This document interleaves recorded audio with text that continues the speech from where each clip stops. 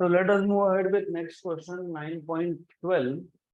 A magnifying glass of focal length 10 centimeter is used to read letters of thickness 0.5 mm held 8 centimeter away from the lens. Calculate the image size, how big the letters will appear. Can you read the letters if held 5 centimeter away from the lens? If yes, of what size would the letters appear? If no, why not? तो पहले question समझ लो अच्छे से। इस question के दो part है। I will solve one part for you, other part will be assignment, क्योंकि एग्जैक्टली सेम सॉल्यूशन है उसका।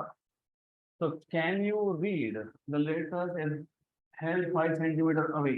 यहाँ से यहाँ तक का पार्ट वो आपको होमवर्क रहेगा।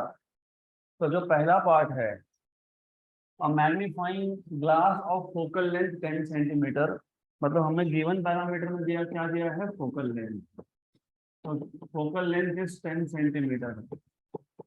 आगे आपको बोला है if use to read letters of thickness, letters of thickness. तो थिकनेस मतलब क्या, वो आपको समझना पड़ेगा। थिकनेस मतलब क्या आएगा यहाँ पे, ऑब्जेक्ट का साइज। तो ऑब्जेक्ट का साइज ओ कितना है, 0.5 mm, राइट। तो 0.5 mm मतलब 0.5 इंटू 10⁻⁻3, मतलब 5 इंटू 10⁻⁻4। अगर मीटर में लिखते हो तो, अगर आपको फाइनल आंसर भी mm में चाहिए तो कन्वर्ट करने का कोई जरूरत नहीं है। If you want final answer to be in mm, do not convert this. आगे बोला है held 8 centimetre away from lens, मतलब ऑब्जेक्ट डिस्टेंस कितना है, 8 सेंटीमीटर। यहाँ तक clear. Then you must at the first, सबसे पहले स्टेप में आपको ये समझना है कि कौन सा फॉर्मूला अप्लाई होगा। उससे पहले लुक, फोकल लेंथ कितना है, 10। What is object distance, 8। Magnifying lens मतलब बाइकॉन्वेक्स लेंस, मतलब ऑब्जेक्ट ये फोकल लेंथ के विथिन है। Object is between optic centre and focal length, बराबर, करेक्ट। तो which type of image will be produced, virtual erect and magnified, मतलब ये simple microscope जैसा है कुछ, right.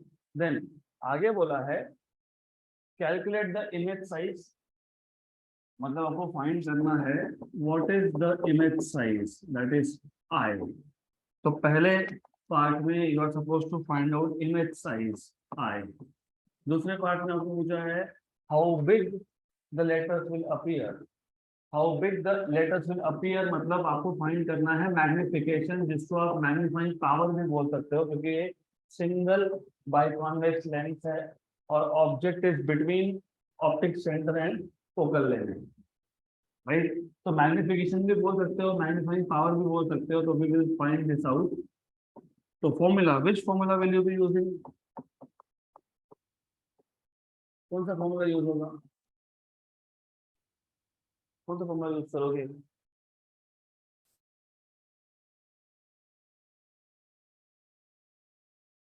Which formula will you use. सबसे पहले आई फाइंड करना है, ओ दिया है,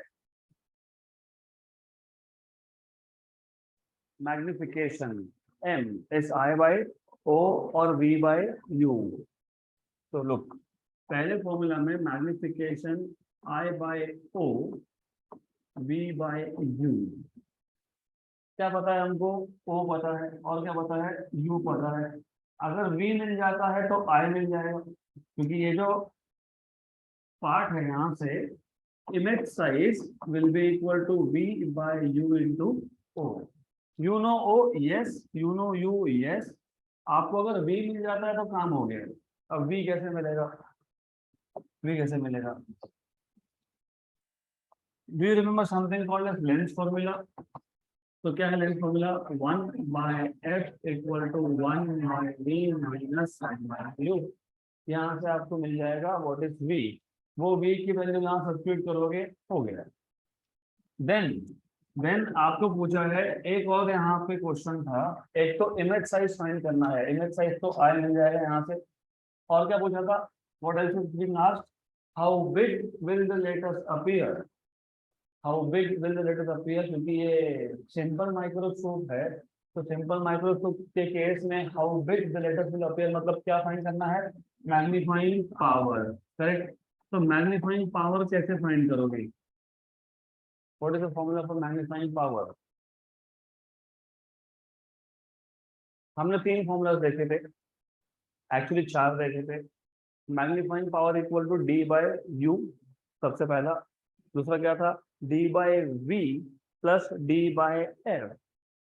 इसी के 2 केसेस थे, if the image is formed at DDV तो 1 plus D by F, if the image is formed at infinity तो डी बाय एफ। क्लियर। अब हमारे पास टोटल 4 फॉर्मूला है। Look, important thing is to know कौन सा formula कहाँ use होता है। We have 4 formulas. एक फॉर्मूला था मैग्नीफाइंग पावर का, that was D by U. इसी डी बाय यू को आप लिखते हो, याद होगा तो, D by V plus D by F. इसी D by V plus D by F के 2 केसेस है, अगर इमेज डीडीवी पे बनता है या फिर इमेज इंफिनिटी पे बनता है। अगर इमेज डीडीवी पे बनता है तो 1 प्लस डी बाय एफ, अगर इंफिनिटी पे बना तो डी बाय एफ। अब प्रॉब्लम ये है कि हमको पता नहीं कि कहाँ इमेज बना, यू डोंट नो, पता ही नहीं है। तो फिर ये दोनों केसेस हम यूज नहीं कर सकते, बिकॉज वी डोंट नो कि इमेज डीडीवी पे बना है कि इमेज इंफिनिटी पे है कि इमेज इन दोनों के बीच में। तो best thing is to use directly D by U, क्योंकि नॉर्मल ह्यूमन आई के लिए डी पता होता है हमको कितना, 25 सेंटीमीटर, और यू तो हमको दिया ही है, दिया ना यू, यस। तो ज्यादा इजी है वो फाइंड करना, तो you can directly find from there. So magnifying power is B by U. Okay. Then let us start by first finding out what is I. I के लिए पहले चाहिए V. तो सॉल्यूशन में सबसे पहले आपको V फाइंड करना पड़ेगा। तो 1 by F equal to 1 by V minus 1 by U। मैंने आपको बताया था जो फाइंड करना है उसके कन्वेंशन यूज नहीं होते, तो पहले एक काम करेंगे, इसको एक साइड पे रखेंगे, बाकी सबको शिफ्ट कर देंगे। तो 1 by F minus 1 by U को शिफ्ट किया तो प्लस 1 बाय यू। अब यूज करेंगे sign convention, using sign convention 1 by V equal to F क्या आएगा, पॉजिटिव, क्योंकि मैग्नीफाइंग लेंस एक कॉन्वेक्स लेंस होता है और कॉन्वेक्स लेंस का फोकल लेंथ पॉजिटिव होता है, राइट। देन प्लस ऑब्जेक्ट कहाँ रखते हो नॉर्मली, लेफ्ट में, तो क्या आएगा, नेगेटिव आएगा। तो यहाँ से आपको मिल जाएगा व्हाट इज 1 बाई वी। तो 1 by V equal to 1 by F, F कितना है 10, माइनस 1 बाई 8, तो 1 by V equal to 8 minus 10 upon 8 into 10, मतलब 1 by V equal to minus 2 by 80, मतलब माइनस 1 बाई 40, मतलब v equal to minus 40 centimetre. Negative sign का मतलब ये है that the image is on the same side of object. Image भी left पे बना और वो होना ही चाहिए था, क्योंकि कौन सा इमेज बनेगा, वर्चुअल, राइट। तो negative sign indicates that the image formed is virtual, मतलब on the same side of object. Negative sign indicates that the image formed is virtual।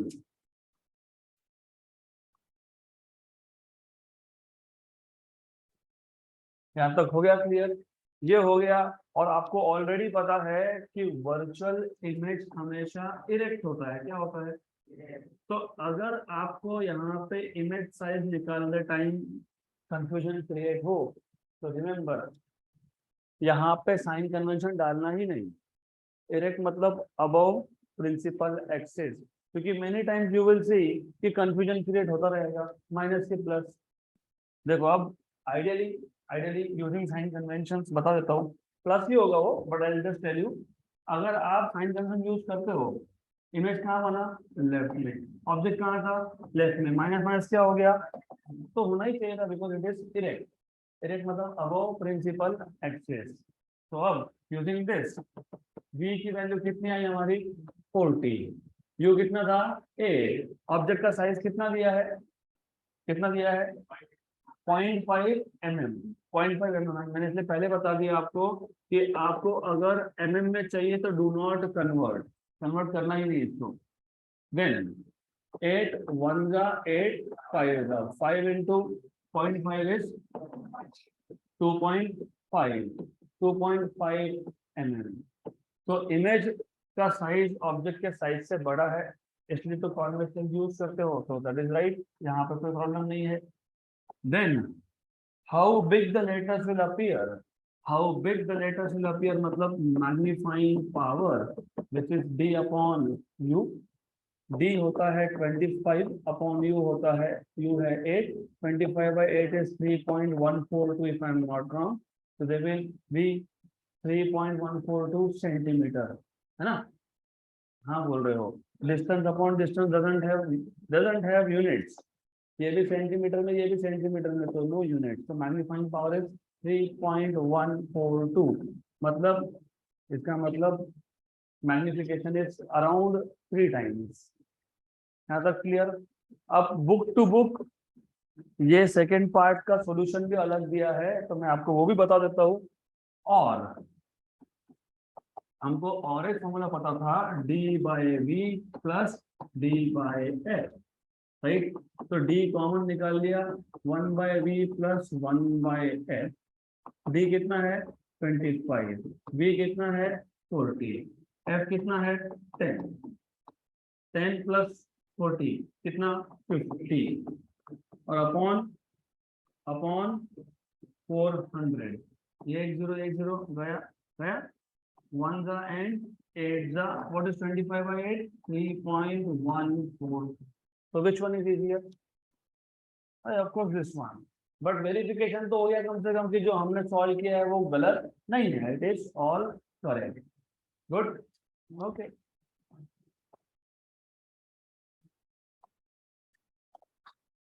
So this 80 25 by 8 is 3.12, तो ठीक है 3.12 लिखोगे तो भी चलेगा, एग्जैक्ट आप देख लो क्या आता है, इट इज समथिंग लाइक 3.12।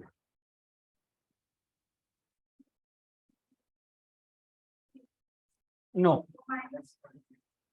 नहीं, that is what I told you, आपको ऑलरेडी पता है अगर वो माइनस है तो फिर यू भी माइनस है, तो ये माइनस है तो ये भी माइनस है, तो विल बिकम प्लस। एंड और एक काम करना, इफ यू गेट कंफ्यूज तो जो फॉर्मूला हमने देखा ना, यहाँ पे सिर्फ मॉड डाल दो हर जगह पे, बिकॉज अल्टीमेटली यू नो कि if the object is placed within focal length the image is erect, so image is also above principal axis, तो उसको पॉजिटिव कर देना बाद में। नेक्स्ट क्वेश्चन, तो practice problem number 1, practice problem number 2 3 4 हमने already किए थे last time, now we are going ahead with practice problem number 1। सिर्फ सीक्वेंस थोड़ा सा चेंज है because I have to adjust according to the difficulty level of the question and also the topics that we are learning sequentially. तो sequence पे ध्यान दो, अच्छे से लिखो। Practice problem number 1, a monochromatic ray of light strike the water surface, और water का reflective index कितना बोला है 4/3 in a cylindrical vessel at an angle of incidence 53 degree. Depth of water is 36 centimeter. After striking the water surface, how long will the light take to reach the bottom of the vessel? Angles of the most popular Pythagorean theorem, Pythagorean triangle of sides in the ratio 3:4:5 are nearly 37, 53 and 90 degrees. तो step by step वापस एक बार question को read कर लेंगे और समझ लेंगे कि क्या बोलना चाहते हैं। A monochromatic ray of light strikes the water surface in a cylindrical vessel at an angle of incidence 53 degree. मतलब they are telling you हमारे पास एक cylindrical vessel है, so I'll just draw cylindrical vessel first. You have a cylindrical vessel and इस cylindrical vessel में क्या है water, so there is water inside this vessel, so there is water here. अब इसके आगे बोला है a monochromatic ray of light strike the water surface। तो ये सिलेंड्रिकल वेसल था, इसको पहले मैं नॉर्मल ड्रॉ कर देता हूँ। Let me draw normal here, this is normal to the surface. यहाँ पे एक monochromatic ray of light incident हुआ। आगे बोला है एंगल कितना दिया है 53, depth of water is 36 centimetre. Depth of water is 36 centimetre, मतलब ये डिस्टेंस कितना आएगा आपका 36 centimetre. How much is this 36 centimetre, याद रखना दिस इज 36 सेंटीमीटर। अब ये डिस्टेंस पता होना, it is very necessary to solve this question. 36 centimetre. Then एक काम करते हैं, जो नॉर्मल है नॉर्मल को मैं एक्सटेंड कर लेता हूँ। I just extend this normal. तो ये जो नॉर्मल है इस नॉर्मल को एक्सटेंड कर दिया यहाँ तक। Light is travelling from which medium to which medium, to denser, it bends towards normal. तो इंस्टेड ऑफ गोइंग स्ट्रेट, ऐसा जाने की जगह पे it will bend towards normal and reach here. यहाँ तक clear. Then angle of incidence, मतलब angle of incidence मतलब ये एंगल कितना दिया है 53 डिग्री। यहाँ तक क्लियर। और आगे को क्या बोला है, आपको बोला है depth of water. Depth of water 36, मतलब ये साइड 36, तो this side will be 36 centimetre. Okay. Then आगे आपको बोला है how long will the light take to reach the bottom of the vessel. How long, यहाँ से यहाँ तक आने में कितना टाइम लगेगा। How long does the ray takes to reach the bottom of vessel. Time कैसे फाइंड करते हो, what is speed, distance upon time. तो what is time, distance upon speed. तो नंबर 1 हमको जो फाइंड करना है उसका फॉर्मूला पता होना चाहिए। तो हमको फाइंड करना है टाइम। तो as you said, time find करने के लिए फॉर्मूला है distance upon speed. Distance upon speed. Then हमको ये डिस्टेंस लगेगा, you are going to need this distance, क्योंकि ray of light is travelling. ये रे ऑफ लाइट है, बाकी तो एक नॉर्मल था, ये रे ऑफ लाइट है। तो रे ऑफ लाइट डिस्टेंस कितना ट्रैवल करेगा, दिस मच। एक काम करते हैं, कुछ नाम दे देते हैं, इसको बोल देते हैं ओ, इसको बोल देते हैं बी, इसको बोल देते हैं पी, समथिंग लाइक दैट।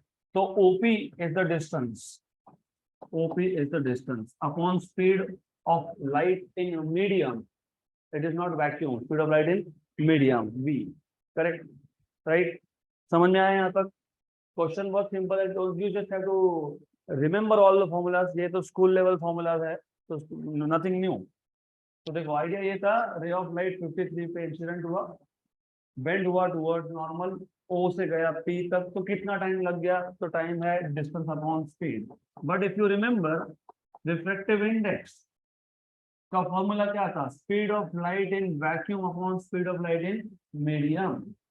तो किसी भी मीडियम का refractive index, absolute refractive index is speed of light in vacuum upon speed of light in that medium. तो यहाँ से v मिल जाएगा आपको, क्या आएगा v, यहाँ से c by mu, c by mu. तो ये सब्स्टिट्यूट कर दोगे, तो therefore time taken will be equal to OP upon V, but what is V? C upon mu. तो बन गया final formula. Now do you know mu? Yes, दिया है ना, वाटर का रिफ्लेक्टिव इंडेक्स कितना दिया है, हाँ 4/3। You know what is C? 3 × 10⁸ metre पर सेकेंड। पर आपको क्या नहीं पता, OP। तो OP कैसे फाइंड करेंगे, पाइथागोरस थ्योरम की जरूरत ही नहीं है यहाँ पर, क्योंकि पाइथागोरस थ्योरम कहाँ यूज करोगे, एक ही साइड पता है 36। ये पता है क्या, ये पता है क्या, नहीं नहीं। तो क्वेश्चन में कुछ तो लिखा है आगे, क्या लिखा है, angles of the most popular Pythagorean triangle of sides in ratio 3:4:5 are nearly 37, 53 and 90। आपको ये बताने की कोशिश थी कि ये जो साइड्स है they are in the ratio, मतलब this is 3x, this is 4x, this is 5x। x क्यों लिखा मैंने? क्योंकि रेशो है, रेशो में एक कॉमन मल्टीप्लिकेटिव फैक्टर आता है। अगर मैंने बोला आपको कि दो डिस्टेंस का रेशो 3:4 है, इसका मतलब दो डिस्टेंस का रेशो 3:4 है, मतलब one distance is 3x, other distance is 4x। Right, मैं अभी बता देता हूँ जिनको अभी भी मैथ्स के बेसिक्स नहीं, डजंट मैटर। अगर मैंने बोला सपोज दो डिस्टेंस है, एक ओपी है, एक लेट अस से ओबी है, अगर इसका रेशो मान लो 3/4 है रेशो, तो ओपी को आप लिख सकते हो 3x एंड ओबी को आप लिख सकते हो 4x। ऐसा क्यों? क्योंकि रेशो कहाँ से आता है? अभी for example, just for an example, ratio आएगा कहाँ से? You need to remember this. Suppose मेरे पास एक नंबर था, लेट अस से 9/12, राइट। 9/12 मतलब कितना? 3 × 3/4 × 3, तो 3 आपने क्या कर दिया? तो जो कैंसल किया ना वो x था। तो रेशो लेते वक्त कॉमन फैक्टर, रेशो लेते वक्त कॉमन फैक्टर आता है एक। तो कॉमन फैक्टर को आपको जो नाम देना है वो दो, x बोलो, y बोलो, z बोलो, वॉट एवर यू वांट, आपके नाम का इनिशियल बोल दो, कोई फर्क नहीं पड़ता, एक कॉमन फैक्टर आएगा। This is what you need to understand. यहाँ तक क्लियर? अब फिर ये एंगल्स क्यों बताए? एंगल्स बताने का रीजन क्या था? ये 90 डिग्री, दिस इज 90 डिग्री, ये 90 है, ये एंगल आएगा आपके पास 30, बोला है ना, बोला है कितना, बोला है 37, ये 37 आएगा। तो 37 कैसे आएगा? लॉजिकली स्पीकिंग, अगर मैं इसको एक्सटेंड कर देता करता तो ये टोटल एंगल कितना आने वाला था? क्यों? वर्टिकली अपोजिट, उससे कम है, तो उससे कम 37 ही आएगा, क्योंकि उन्होंने क्लियरली मेंशन किया है कि तीन एंगल्स है आपके पास, एक है 37, एक है 53, एक है 90। 90 ये हो गया, ये 53 से कम ही आने वाला, तो कितना आएगा? हाँ, तो फिर ये कितना आएगा? 53। वैसे जरूरत नहीं थी इसकी, यहाँ तक क्लियर? Sure sure, 100%। तो अब मुझे बताओ 3x अगर 36 है, क्योंकि ये 3x का साइड, ये 4x साइड है, ये 5x साइड है, लेकिन 3x साइड कितना है? 36, क्योंकि वाटर का डेप्थ कितना दिया था? 36। तो 36 अगर 36 अगर 3x है, तो from diagram what you can say is, from diagram जो साइड 3x था this is equal to 36 centimetre, तो x कितना आ गया? 12 सेंटीमीटर। तो फिर हाइपोटेन्यूज ओपी क्या आ गया? What is OP? 5x। What is x? 12। What is 4 into 5? तो 60 centimetre. therefore time taken is OP upon C upon mu. C upon mu को एक काम करते हैं, जो म्यू है ना, इस म्यू को ऊपर लिख देंगे, इस म्यू को ऊपर लिख देंगे, क्योंकि डिनोमिनेटर का डिनोमिनेटर कहाँ जाता है? Very good. ओपी डिस्टेंस कितना? 60 सेंटीमीटर। कितना मीटर में? कितना? 10⁻²। क्यों लिखा 10⁻²? क्योंकि स्पीड ऑफ लाइट आपके पास मीटर पर सेकेंड में होता है, राइट। और म्यू कितना है? 4/3, 1 जा 20 जा, राइट। देन 2 × 4 8/3, 2 × 4 8, 8/3, ये 10 पावर कितना था? -2, और ये +1, तो 10⁻−1, कितना 10 पावर? और ये ऊपर जाएगा -8, -8 और -1 कितना? -9, 8/3, 2 पॉइंट समथिंग, राइट। तो 10⁻−9 मतलब नैनो सेकेंड, 10⁻−9 को क्या बोलते हो? Nano second. तो आंसर क्या आएगा? 8/3 नैनो सेकेंड, राइट। बुक में कितना लिखा है? 2 नैनो सेकेंड लिखा है। 0 पॉइंट 0.2 नहीं हो सकता, वो प्रिंटिंग मिस्टेक होगा। तो वापस एक बार चेक कर लो ना, that is not possible basically, जो भी है। अब let us have a look here, वो बहुत टेक्स्ट बुक में बहुत जगह पे गलती है, तो छोड़ दो उसको, right. Yeah, you will find even in 12th book so many mistakes, so we will not really take care of that। तो सिर्फ यहाँ पे हमको ध्यान क्या देना है?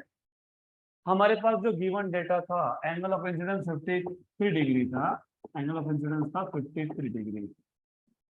वी विल जस्ट चेक कहीं पे हमारी गलती हुई क्या, ये 53 है, ये 53 है, ये 37 है, 90, no mistake at all.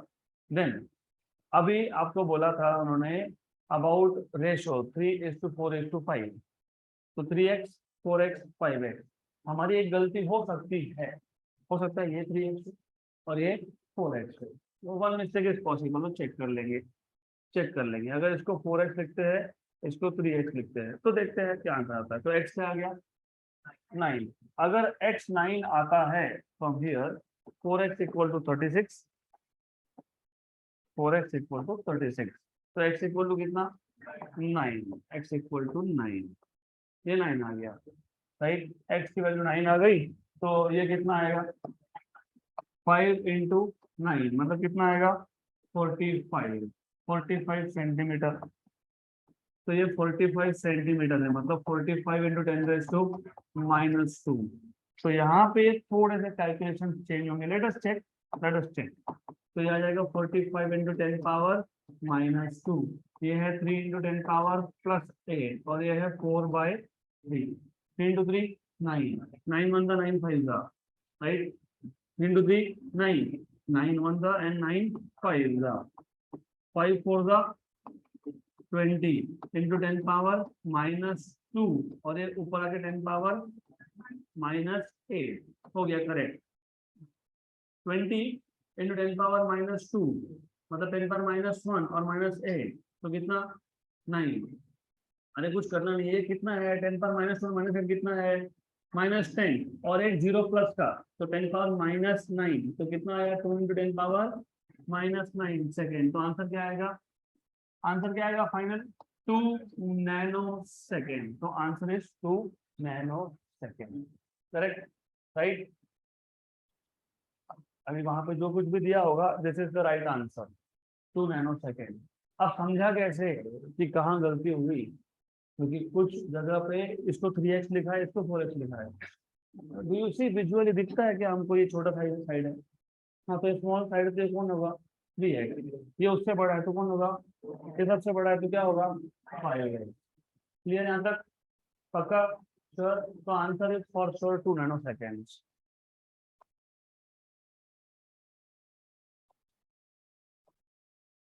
Next question,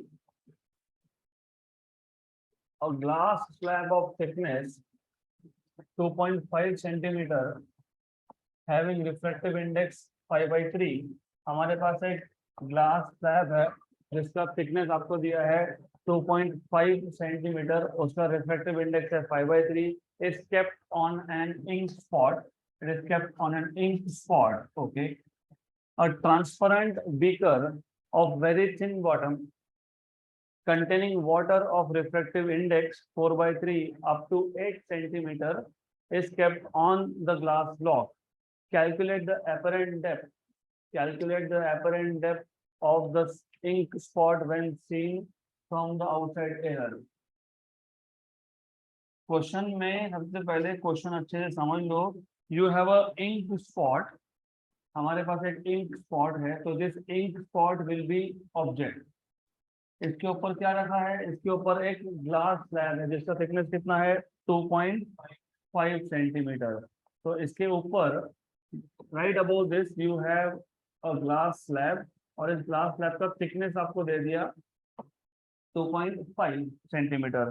फिर उन्होंने बोला है इस ग्लास स्लैब के ऊपर a transparent beaker of very thin bottom, transparent beaker of very thin bottom. ऐसा बोलने का रीजन ये था कि बीकर जिस किसी मटेरियल से बना है उसका रिफ्लेक्टिव इंडेक्स हमको कंसीडर नहीं करना है, क्योंकि आपको पता होगा, याद होना चाहिए, हमने 2 केसेस देखे थे, object in denser medium, observer in rare medium. Refractive index is real depth upon apparent depth. Observer in denser medium and object in rare medium, refractive index is apparent height upon real height, correct. तो इस case में जो ink spot है वो कौन से medium में है, डेंसर मीडियम में, क्योंकि इंक स्पॉट के ऊपर एक ग्लास का स्लैब था, उसके ऊपर एक बीकर था, बीकर के अंदर कौन है, पानी है, अगर मैं बीकर का suppose suppose for just for an example, अगर हम बीकर बीकर का बेस थिक लेते हैं तो फिर बीकर भी डेंसर मीडियम है, तो इसकी वजह से भी शिफ्ट होगा, क्योंकि जब आप ऑब्जेक्ट डेंसर मीडियम में रखते हो तो इमेज क्या होता है, शिफ्ट होता है। तो पहले तो ग्लास ने शिफ्ट कर दिया, फिर बीकर के बेस ने शिफ्ट कर दिया, उसके ऊपर कौन था, वाटर। तो जब उन्होंने बोला कि थिन थिन बॉटम लो, तो थिन बॉटम का रीजन ये था बिकॉज हमको बीकर के मटेरियल की वजह से शिफ्ट कंसीडर नहीं करना है। You are not suppose to consider shift due to base of the beaker, right. तो ऐसा सिचुएशन है, this is what it is. यहाँ तक क्लियर, यहाँ तक क्लियर। तो बेस बेस जो है वो थिन क्यों है, क्योंकि बीकर का जो मटेरियल होगा उसका शिफ्ट कंसीडर नहीं करना है। लेकिन बीकर के अंदर किसको भर के रखा है, वाटर, वाटर का शिफ्ट कंसीडर करना है, तो इसके अंदर है वाटर, तो you have water inside this. Then water कितने डेप्थ तक भर के रखा है वो भी बताया है, दे हैव टोल्ड यू। हाँ, 8 सेंटीमीटर। आया क्वेश्चन समझ में। और उन्होंने बोला है you are looking at this ink spot from outside air, मतलब यहाँ से observer it, right, and calculate the apparent depth of the ink spot. है तो वो यहाँ पे, लेकिन दिखेगा कहाँ पे, shifted, it will appear somewhere over here. तो apparent depth, if you remember, apparent depth is this distance and real depth is this much। तो ये आपके पास है रियल डेप्थ जिसको हम बोलते हैं आर डी या सिर्फ आर, ये है apparent depth जिसको हम बोलते हैं एडी या फिर ओनली ए, राइट। तो how will you find out what is apparent depth। तो सबसे पहले तो आपको क्या क्या गिवन है वो पता होना चाहिए, क्या फाइंड करना है वो पता होना चाहिए। हमारे पास यहाँ पे ऑब्जेक्ट इंक स्पॉट था जिसके ऊपर ग्लास स्लैब है और उसके ऊपर वाटर है, राइट। मतलब यहाँ पे जो एपरेंट शिफ्ट होगा, मतलब जो शिफ्ट होगा इमेज में, वो दो मटेरियल की वजह से होगा, one because of glass slab, other because of beaker. Beaker मतलब वाटर। इसका थिकनेस जो है इसको बोल देता हूँ मैं T1, इसका जो थिकनेस इसको बोल देता हूँ मैं T2, इसका रिफ्लेक्टिव इंडेक्स को बोलता हूँ μ1, इसके रिफ्लेक्टिव बोल देता हूँ μ2। तो हमारे पास वैल्यूज क्या है, हमारे पास thickness of the glass slab कितना दिया था, 2.5 सेंटीमीटर। थिकनेस ऑफ मतलब डेप्थ ऑफ वाटर कितना दिया है, 8 सेंटीमीटर। तो total thickness is T1 plus T2, ये आ गया आपका 2.5 प्लस 8 मतलब 10.5 सेंटीमीटर। ये T1 plus T2 is nothing but real depth. तो रियल डेप्थ कितना आ गया आपके पास, therefore real depth is nothing but 10.5 centimetre. समझ में आया रियल डेप्थ कैसे निकाला, real depth is T1 plus T2। Good, clear यहाँ तक, पक्का। आपको फाइंड क्या करना है,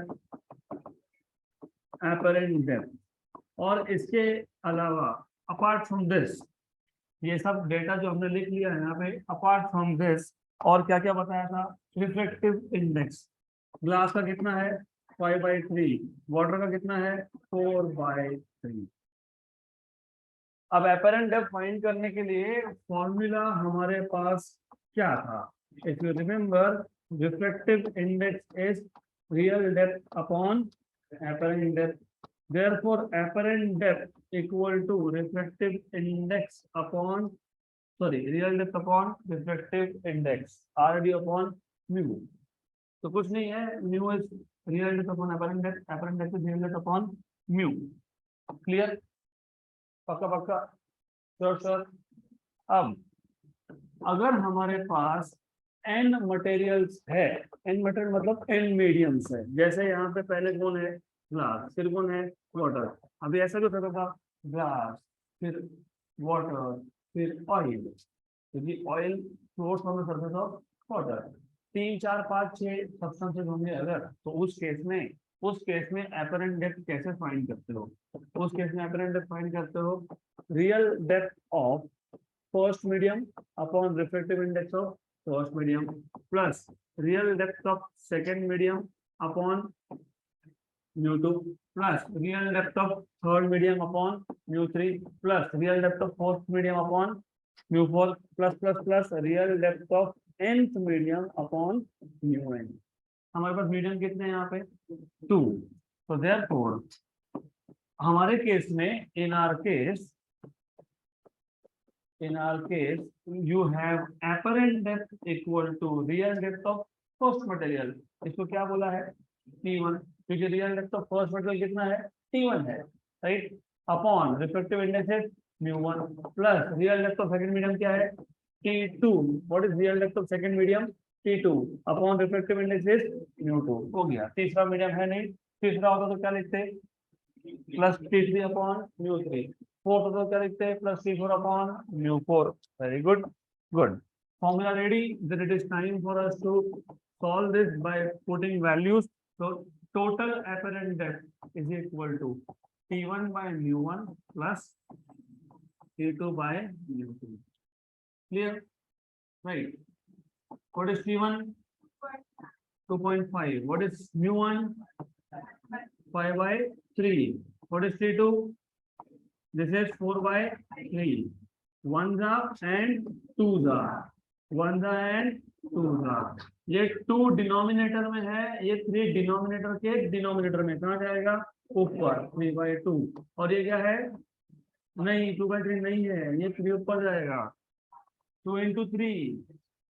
ये 2 और ये ऊपर जाके 6. Correct. What is 3/2? 1.5. 1.5 plus 6 is तो 7.5 centimetre apparent depth. Real depth कितना था, टोटल रियल डेप्थ कितना था आपके पास 10.5 और apparent कितना है 7.5. तो करेक्ट है, राइट.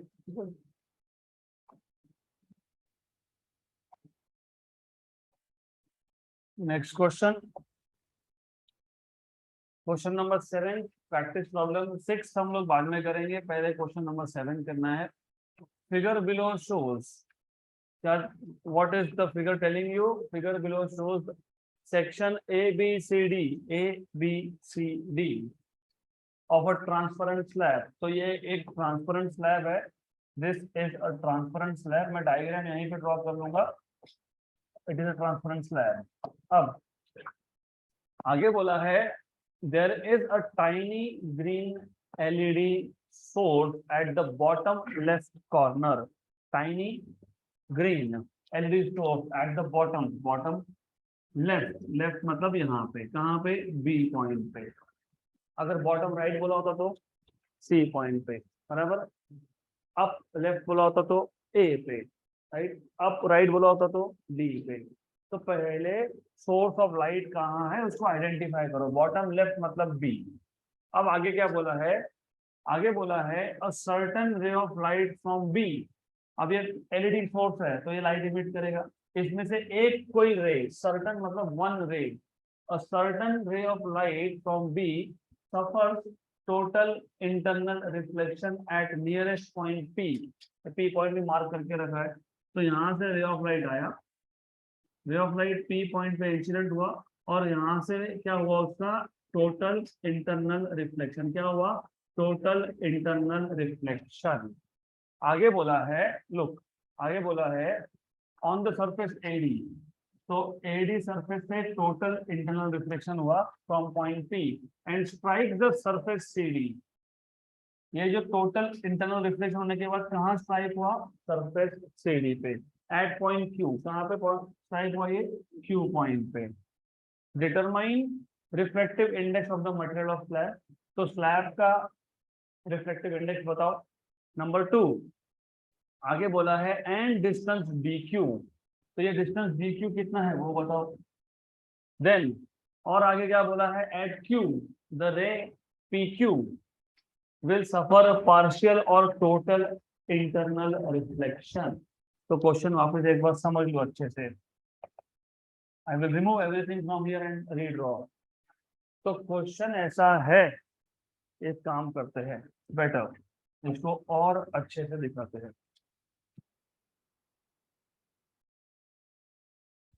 तो अकॉर्डिंग टू द क्वेश्चन सबसे पहले यहाँ पे कुछ चीजें गलत तरीके से रिप्रेजेंट की है। फॉर एग्जाम्पल क्यू हमको क्या दिख रहा है, मिड पॉइंट है। किसका मिड पॉइंट है, सीडी का, लेकिन वो मिड पॉइंट है क्या, नहीं है।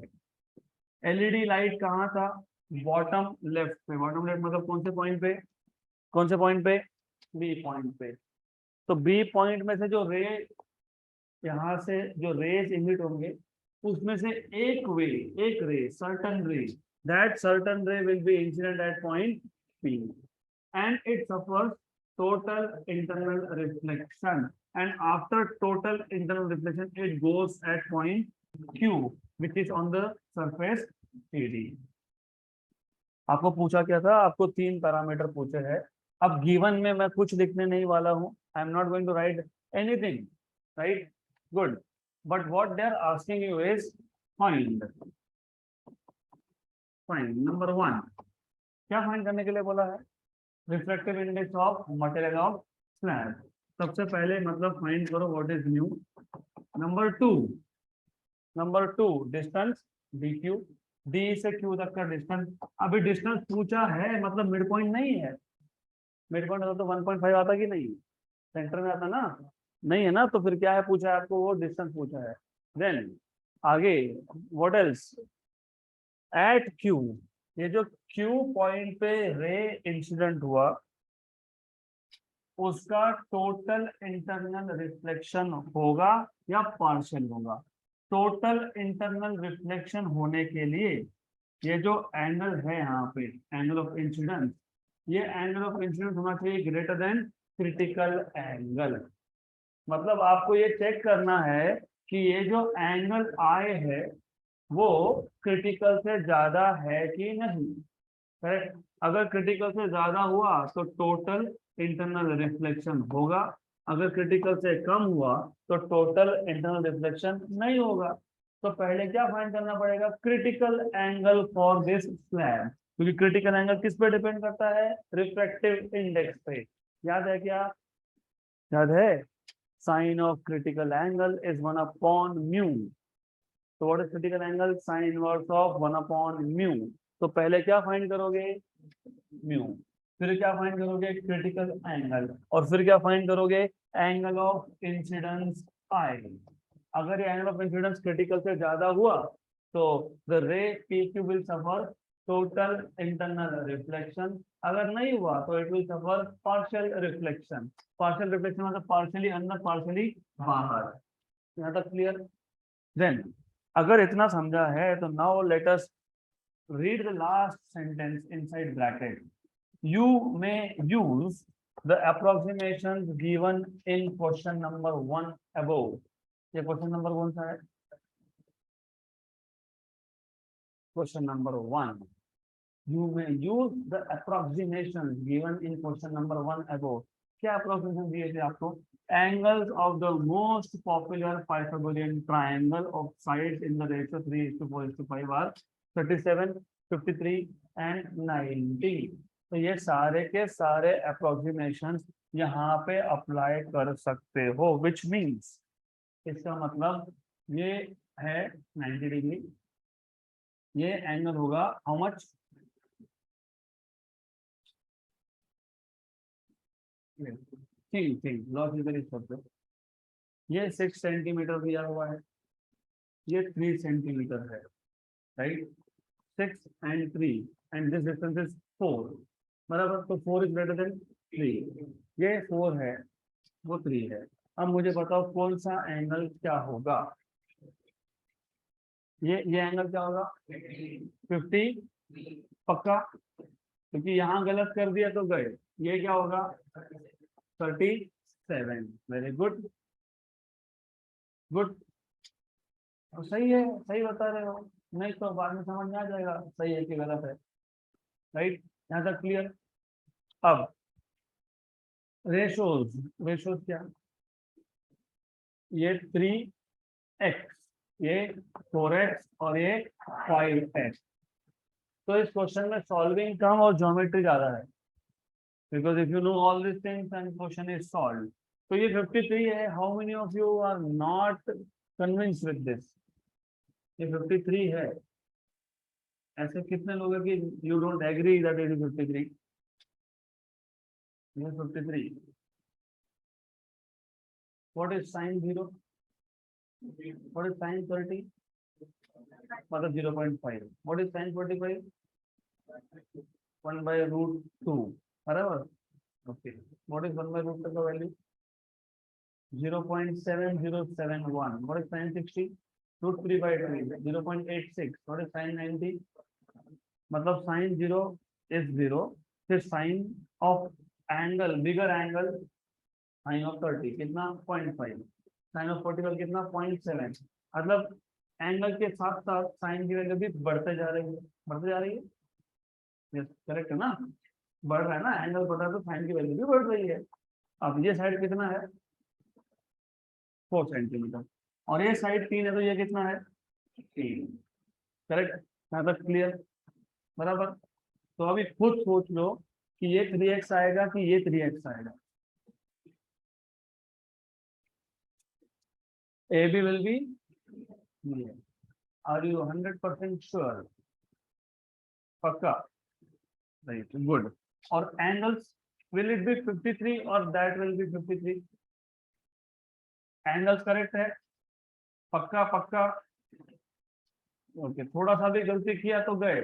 तो ये 4 और ये 3 ऐसा आपका बोलना है, बराबर? करेक्ट? Yes, no, yes?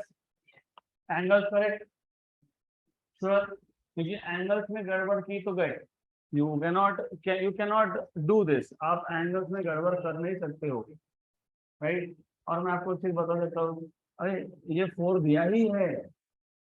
अगर ये 4 दिया है तो 4x इक्वल टू 4, तो x की वैल्यू 1, तो ये कितना है? 3, ये कितना है? 5।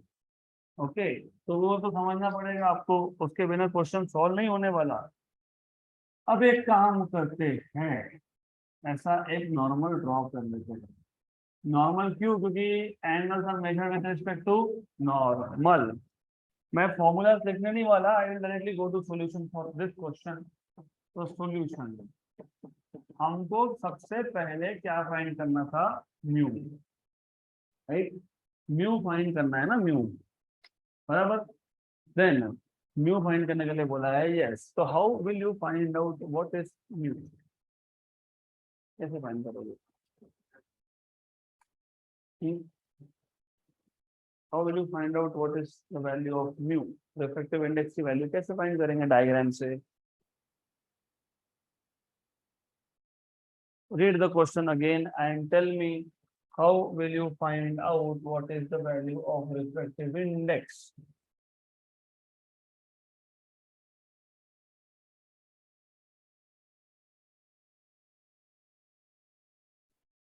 क्वेश्चन पढ़ो, क्वेश्चन में आंसर है।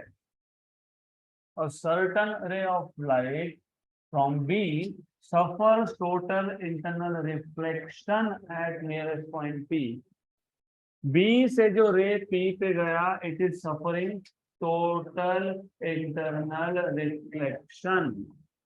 तो ये जो एंगल है, ये एंगल क्या है?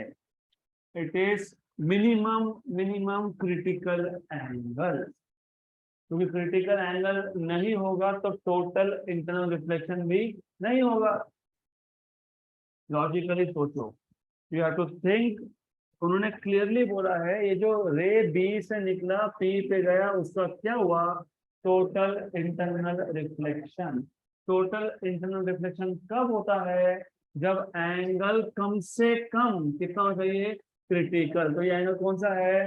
क्रिटिकल। लेकिन ये एंगल भी 53 है। क्यों? Alternate angle. तो ऑल्टरनेट एंगल थ्योरम पता होगा तो समझ में आ जाएगा कि ये एंगल भी कितना है। लेकिन ये एंगल कौन है? क्रिटिकल। तो क्रिटिकल एंगल मिल गया, क्रिटिकल एंगल मिल गया। क्रिटिकल एंगल अगर मिल गया तो आपको रिफ्रैक्टिव इंडेक्स भी मिल जाएगा, because refractive index is 1 sine of critical angle. यहाँ तक क्लियर? अब इसको लिखो कैसे? सिंस कौन सा रे? कौन सा रे? रे BP undergoes what? Undergoes total internal reflection at point P, therefore angle, कौन सा एंगल, एक काम करते हैं इसको नाम देते हैं, इसको बी नाम दे या पी दिया, इसको कुछ बोल देंगे। एक काम करेंगे, इस रे को एक्सटेंड करके इसको एक नाम दे दूंगा, some name whichever you want, जो भी आपको बोलना हो बोल लो। इसको बोल देते हैं लेट अस से एन। ओके, तो ये जो एन है तो कौन सा एंगल है, बी पी एन। ये एंगल बी पी एन क्या है, क्या है ये, क्रिटिकल एंगल, राइट। क्यों, क्योंकि since ray BP undergoes CIR at P, therefore angle VPN is equal to critical angle, right? But from geometry ये एंगल जो था कौन सा एंगल, VPN, ये कितना आया 53, क्यों आया,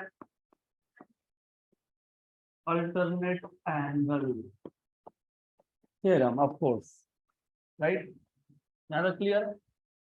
So I am telling you, एक फिजिक्स तो हम कर ही नहीं रहे, दिस इज ऑन मैथमेटिक्स। तो अगर कहीं पे डिफिकल्ट लगे तो do not worry, just ask. तो ये 53 क्यों आया था, समझ में आया? ये 3x मतलब 3 सेंटीमीटर है, ये 4x मतलब 4 सेंटीमीटर है, करेक्ट। तो x की वैल्यू कितनी है 1, तो ये बन जाएगा 3 सेंटीमीटर। तो मैं एक काम करता हूँ, मैं इसको लिखता ही नहीं हूँ, better I just write down कि कौन सा 3 सेंटीमीटर कौन सा 4 सेंटीमीटर, डन। ओके, तो हमारे पास ये आ जाएगा 3 सेंटीमीटर, ये आ जाएगा 5 सेंटीमीटर। तो this is 3 centimetre, this is 5 centimetre. यहाँ तक क्लियर, श्योर, पक्का पक्का। तो ठीक है, इफ इट इज क्लियर तो देन दिस इज 5, ये आ गया 5, ये आ गया 3, और वो तो 4 दिया ही है। देन ये 53 था तो ये भी 53 है, तो ये आ गया क्रिटिकल एंगल। एक बार ये मिल गया तो therefore refractive index is 1 upon sine of critical angle. तो refractive index mu is 1 upon sine of 53, sine of 53, logbook, natural science, right. वो अभी मैं नहीं करने वाला, आई जस्ट टेल यू कि क्या आता है टोटल। तो टोटल आता है आपका साइन 53 है 5/4, 4/5, तो कितना, 0.798, 0.798 मतलब 0.8, बराबर ना।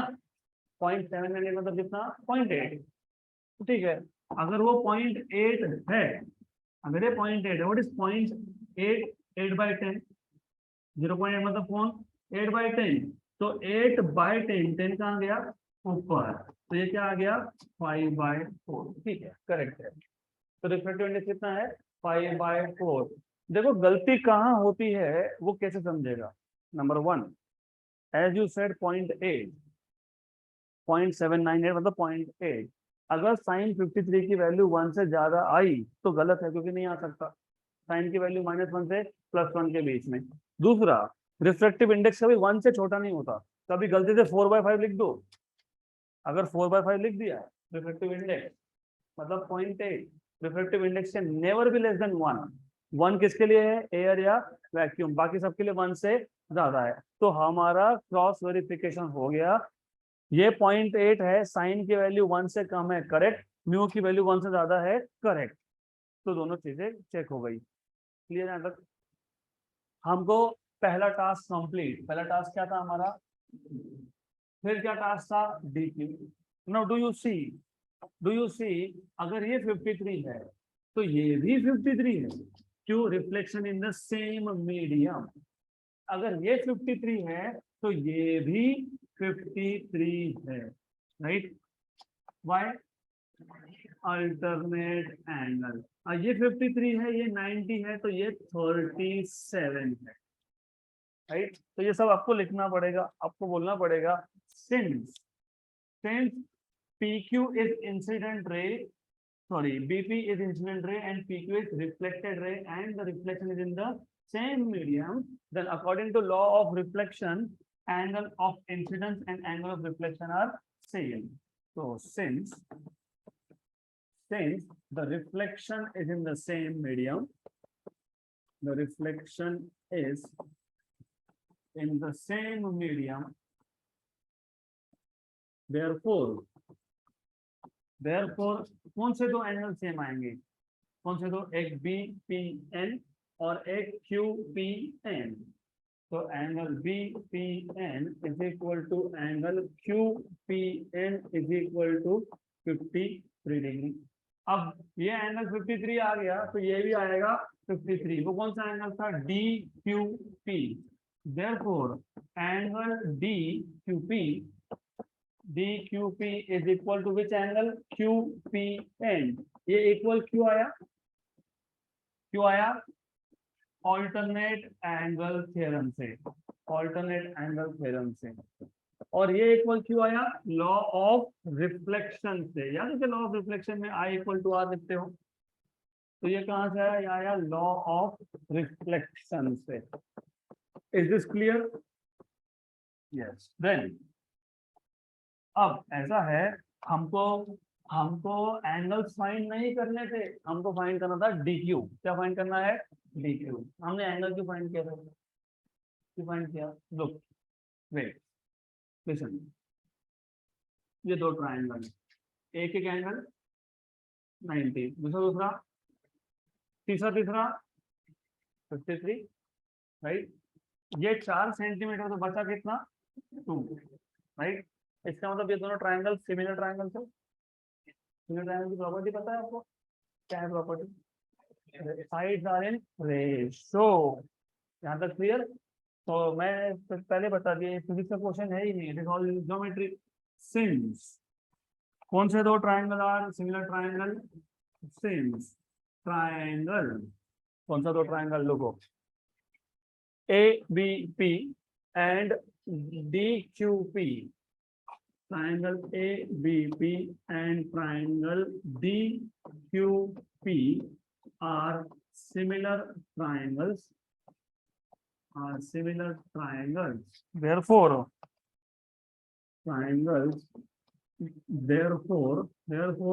sides are in the same ratio.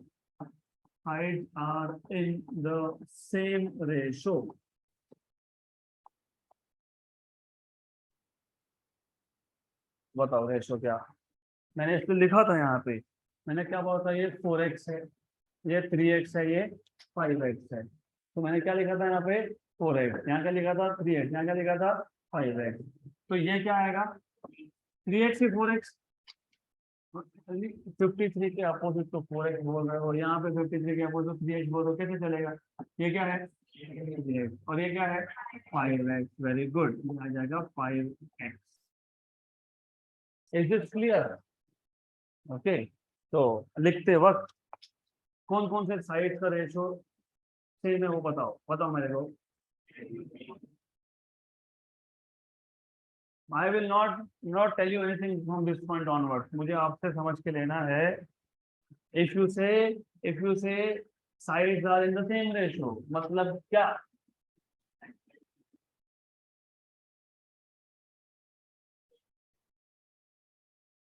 Actually question diagram देख के खत्म हो गया. ये 4x है लेकिन ये 2 है, क्योंकि टोटल कितना था? 6. ये 4, ये कितना बचा फिर? ये 6 है, उसमें से 4 गया तो कितना बचा? 2. तो 4x कितना आया? 4x कितना आया? 2. तो from diagram what is 4x? 4x is 2. तो x कितना? 1/2. अगर x 1/2 है तो वो जो dq था वो कितना है? 3x. कितना है वो? 3x. Right. therefore side dq is nothing but 3x. तो 3/2 मतलब यस, वो मिड पॉइंट है. कौन है वो? मिड पॉइंट है. हो गया? dq मिल गया. अभी आखिरी क्या है? I.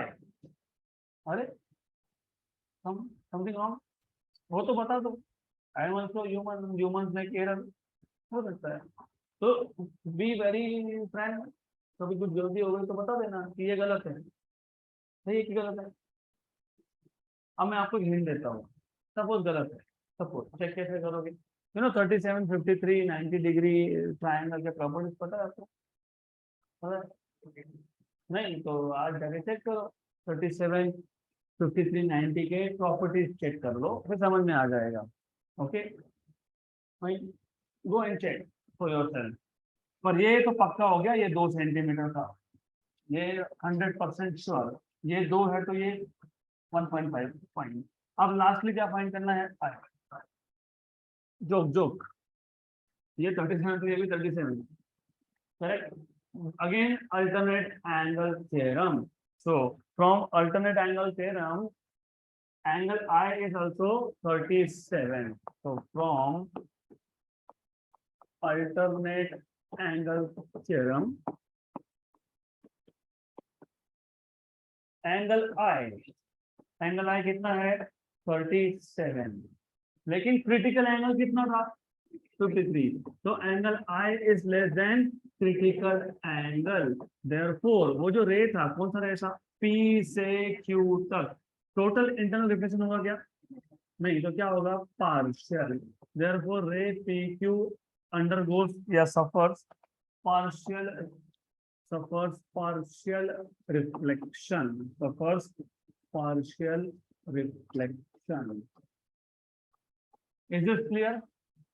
तो मैंने आपको डिटेल में लिख के दिया है, इतना डिटेल लगता नहीं है, it is just diagram. Look, diagram से समझ में आ जाएगा। 53, 37, 53, 53, 53, 53, दो ट्राइंगल्स आ गए आपके सिमिलर, ये 4 सेंटीमीटर था, ये 2 सेंटीमीटर है, ये 2 है तो ये 1.5 है, हो गया। सेकंड पार्ट खत्म। पहला ये 53 है तो reflective index new is 1/sin of 53, तो रिफ्लेक्टिव इंडेक्स 5/4 आ गया, वो भी खत्म हो गया। अब ये 37 था तो ये 37 है, तो दिख रहा है 37 इज लेस देन 53, मतलब angle of incidence is less than critical angle, therefore रे will suffer partial reflection. So that's it for today.